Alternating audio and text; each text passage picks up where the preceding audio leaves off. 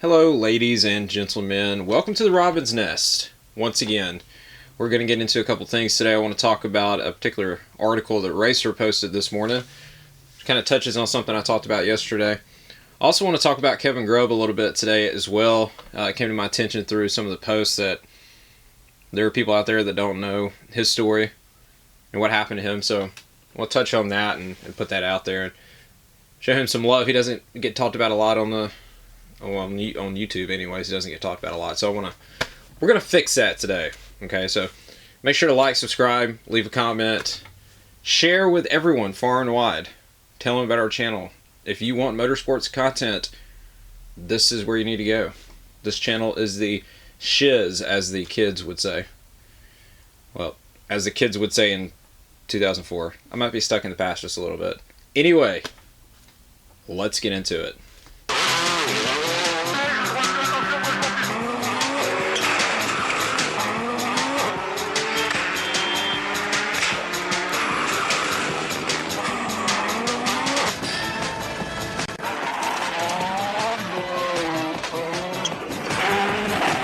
So straight off the top, I want to take a shot across the bow at Racer. Okay, so yesterday I touched on the Homestead race from this past weekend. And it was a snooze fest. I mean, there is no way around it. That race was boring. Okay. So they put out this big spread this morning, or they may have posted it last night, within the last 24 hours, about how Homestead should go back to being the championship deciding race in NASCAR. Okay. Two problems with that. Number one is the glaring, obvious fact that track is a total snooze fest. It is so unbelievably boring. There's no argument against that. It is just a boring racetrack.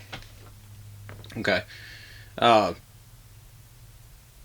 That's ignoring the fact that the championship format is a joke.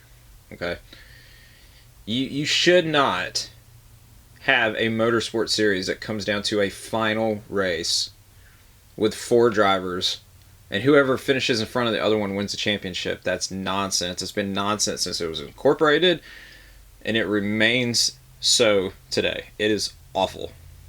It's an embarrassment, really. You cannot call yourself a legitimate motorsports category and then decide your champion that way. You just can't. It's insane to me that anyone would think that is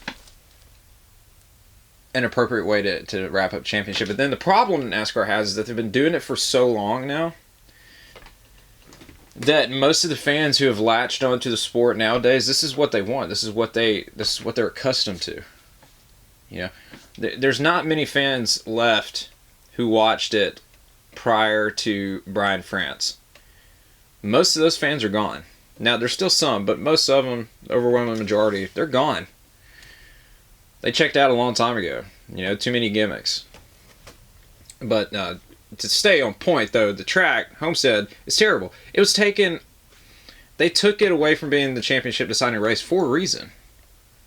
You know, everyone complained about that track and complained about it and complained about it and complained about it. That is the reason why Phoenix replaced it.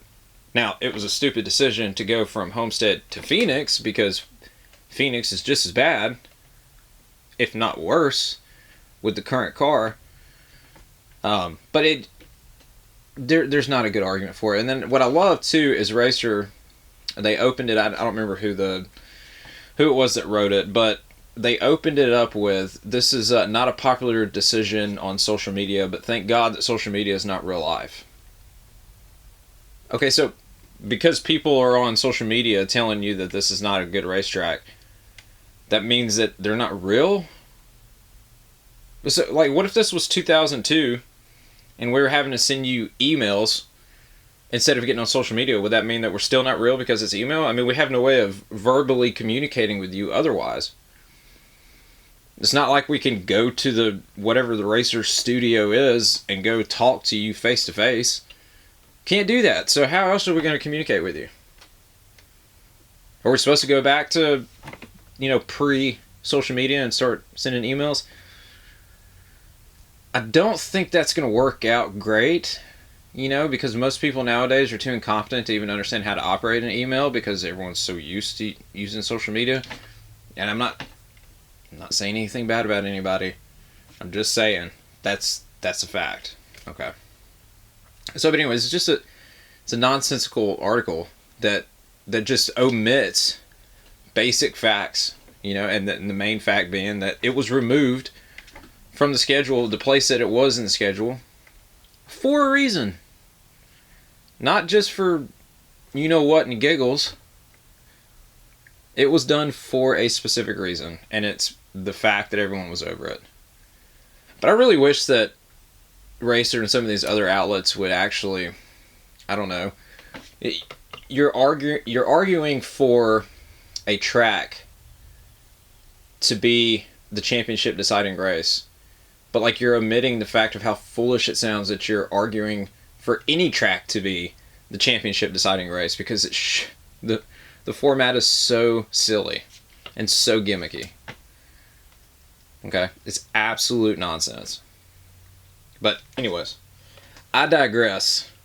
I get on a soapbox about that and I could go on for hours. I wish these outlets would just, rather than being a mouthpiece for these sanctioning bodies, actually hold their feet to the fire. Most fans hate the championship format and want it changed. Yet you have outlets like Racer that are jumping on there and they're like, oh, no, don't worry about that. The format's great. We just need a different venue. Why? Because Alex Bowman drove into the fence with 10 laps left and gave the race away to Kyle Larson, so that makes the race entertaining now? What? No, that doesn't make it entertaining. I'm sorry. Just because he drove into the fence doesn't mean, oh my God, this is like the greatest race ever. Go back and watch Darlington in 2003 with Craven and Kurt Busch. That was entertaining. That crap that happened this weekend was far from it.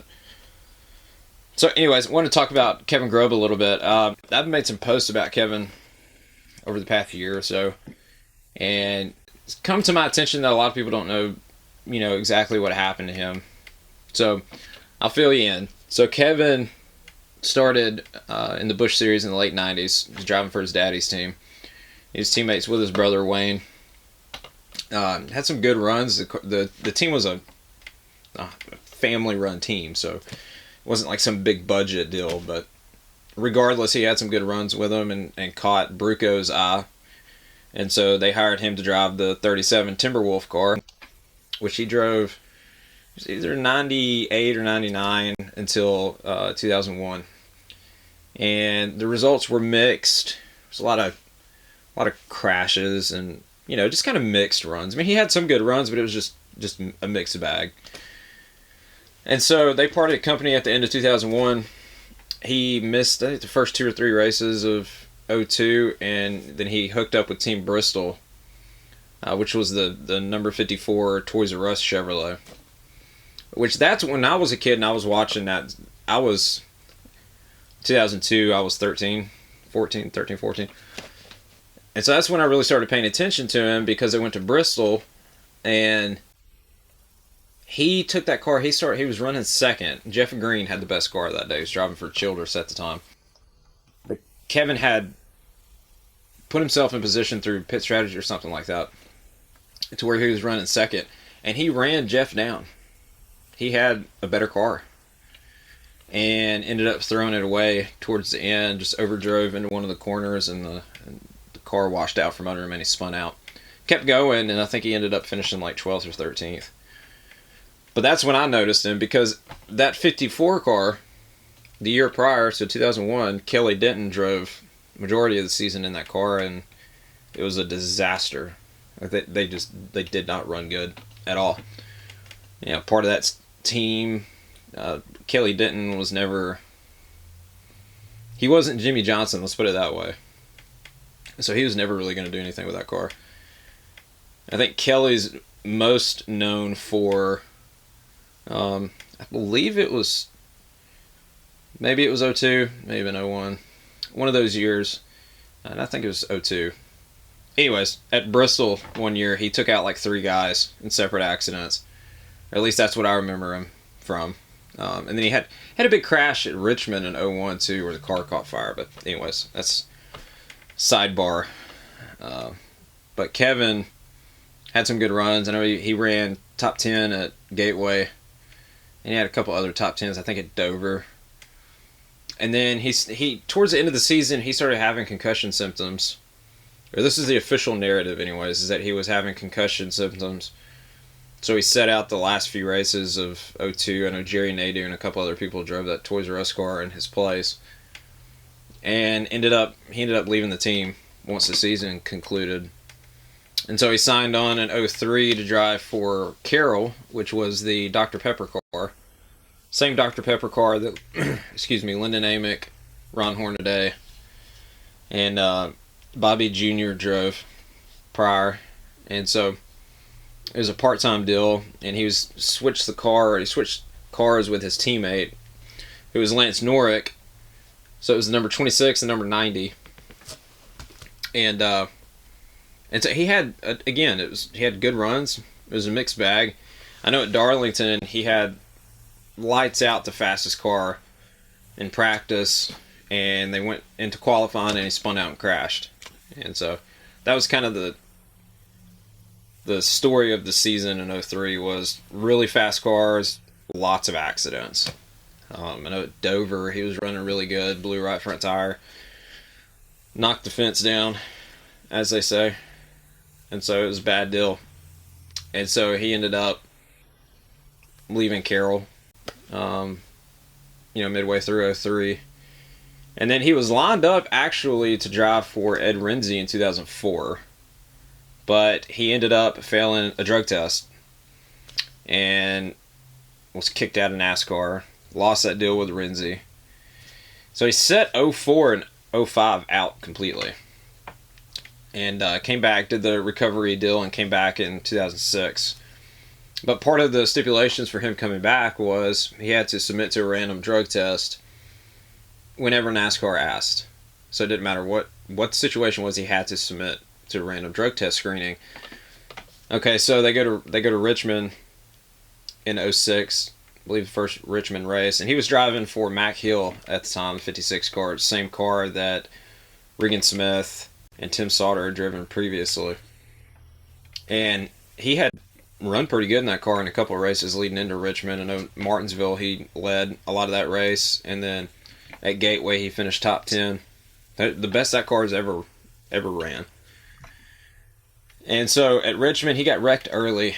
They got jacked up on a restart, and he got hit by Kenny Wallace. And then he went to catch it, overcorrected it, and hit the outside wall in the trial on the front stretch. And so after he went to the Infield Care Center, they asked him to submit to a random drug test. He declined. They ended up banning him. He claimed that he had a concussion and couldn't remember being asked to submit to the drug screening. But the next day he went to his own private doctor in Mechanicsville, Virginia, and they said that he was concussed, and then he submitted a drug test there.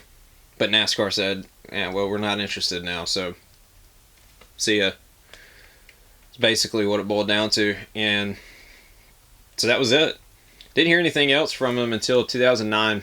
I think they were racing at the Cup Series was racing at Richmond when this happened. They ended up finding his body in a hotel room around Richmond, where he had unfortunately taken his own life. So that's how that whole story went. It's super unfortunate. Like I said, I became a fan of his when he was in that Toys R Us car, and then I kind of followed him from then on, and so I remember all this well. But yeah, just a tough deal, And honestly, NASCAR dropped the ball on that one. I mean, Kevin never should have done drugs, obviously, but they could have handled it much better on their end, rather than just giving the dude the middle finger and saying, piss off. We don't want to deal with this anymore. We don't want to deal with you. So goodbye. That's not a good way to handle it. I mean, just to put it mildly. So it's a tough deal. But that's what happened to Kevin. So for anyone who was in the dark, couldn't remember, didn't know, there you go. He's gone, unfortunately. He's been gone for a number of years now. 2009, I mean, I guess that's been, what, 15 years or so?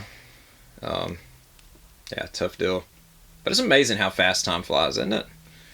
Feels like that was yesterday. That's incredible. So, anyways, if you found this interesting, you enjoyed listening to me ramble, make sure to like, subscribe, leave a comment, turn on notifications, share this video far and wide.